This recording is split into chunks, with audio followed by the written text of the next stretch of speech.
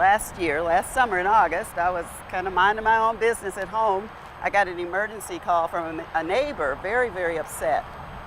Emma, it's like stuff coming out the ground over there on Schaefer. I'm like, what do you mean stuff?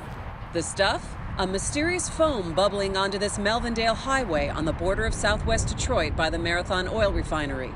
I grabbed my camera and I ran over there, and it looked like the reversal of the Blob. There was a TV reporter. He went over there walking around in it, and I'm like, oh my God, what are you doing? Why would you even walk near that stuff? The public was told not to be worried about it, that they did not believe it was toxic, and they also thought that it came from an asphalt parking lot that had just been built, about a 25-acre asphalt parking lot. 9 months later, we now know that foam contained the toxic chemical PFAS, used for decades in Teflon, water repellent, and firefighting foam.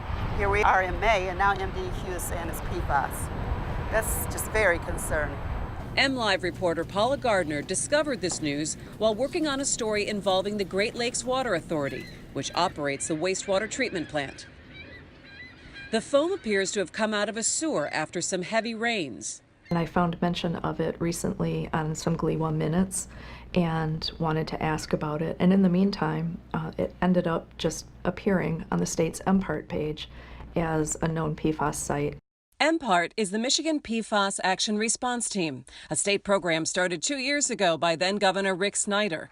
MPART has a running tally of PFAS sites statewide, including southeastern Michigan locations, the Huron River, and Detroit's Del Rey, where the Gordie Howe International Bridge is going in. Add the Melvindale foaming sewer area to that list. One thing to remember is that foam was highly, highly concentrated. So in the Huron River, we're seeing foam at maybe 50 parts per trillion. This foam was over 700,000 parts per trillion. That is extremely concentrated and the highest amount that I've seen in my reporting over the last year. The PFAS-laced foam appears to be from firefighting foam used to douse a blaze at a Melvindale scrapyard.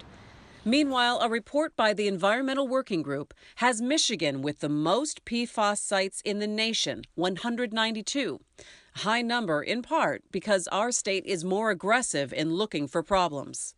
Last year, the state tested every public drinking water source, and they're doing some well testing, and they're also looking at surface water and landfills and all of these other ways that PFAS can get into drinking water. And we're seeing the results of it, and that's reflected in the numbers of sites that we have in Michigan.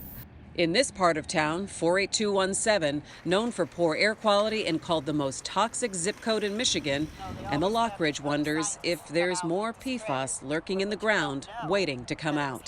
So if someone now tells me, don't worry about it, I only have one word for them, Flint.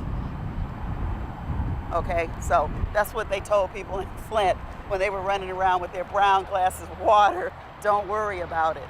I mean, don't worry about it is not a good answer.